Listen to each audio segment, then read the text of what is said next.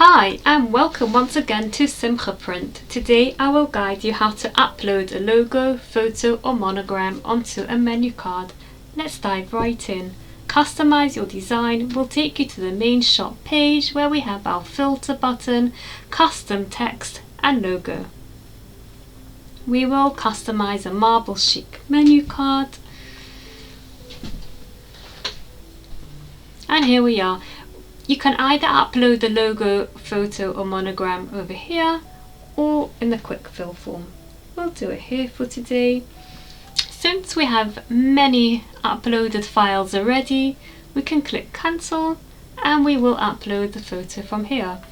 You can move the photo, you can scale it, make sure it fits.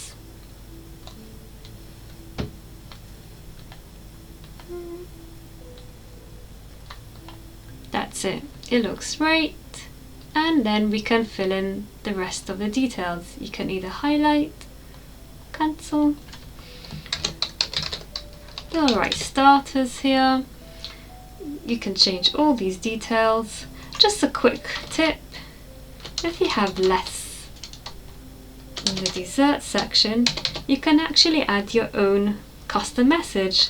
Let's just write thank you for joining our Simcha.